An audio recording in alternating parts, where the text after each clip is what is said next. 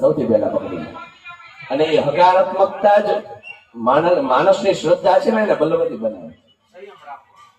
ઇન્દ્રિયો ઉપર સંયમ છે એ સાધનાનું પહેલું પગથિયું છે. આસન ઉપર બેસતા થઈએ, જપ કરતા થઈએ, મૂર્તિનું ધ્યાન કરતા થઈએ ત્યારે સહજ રીતે છે ધ્યાન લાગે. અને જે કામ બહુ સરળતાથી થઈ જાય ને તો એમ સમજવાનું કે ભગવાનથી આપણે ખૂબ દૂર છીએ.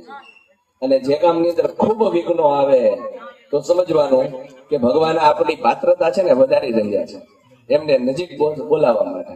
તો એ પાત્રતા વધારે છે એનો મતલબ કે આપણે ભગવાનની હવે નજીક પહોંચવાની તૈયારીમાં છે. એમની કૃપા છે ને આપણી ઉપર વરસવાની છે. ને આમ જોઈએ તો અવિરત ઈશ્વરની કૃપા આપણી ઉપર વરસતી જ હોય છે. કાલ આખો દિવસ આપણો પસાર થઈ ગયો, કઈ યજ્ઞ નહીં.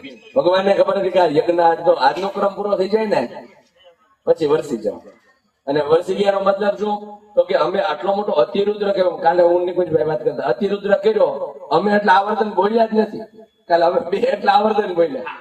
નહીંતર કેટલા બ્રાહ્મણો હતા બધાએ અમને ખબર નથી, અમે એક કે બે આવર્તન માંડ બોલ્યા હશું એટલા.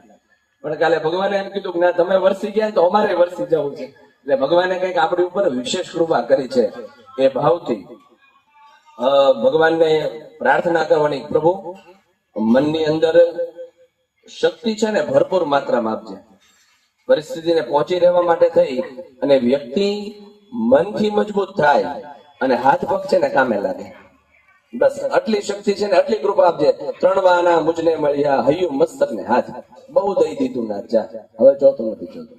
તો આ 3 વસ્તુ માગવાની જે ઈચ્છા છે ને એ જ ભગવાન પાસે છે. બાકી તો બધું ભગવાન આપણને આપણી પાત્રતા પ્રમાણે આપી જ દે છે.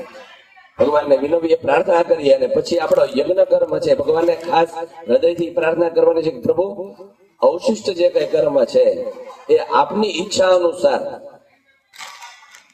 અમે છે એ આપના સાનિધ્યની અંદર કરવા જઈ રહ્યા છીએ. આપ ત્યાં આવી અને અમારા યજ્ઞ કર્મનો આપ સ્વીકાર કરનારા બનજો.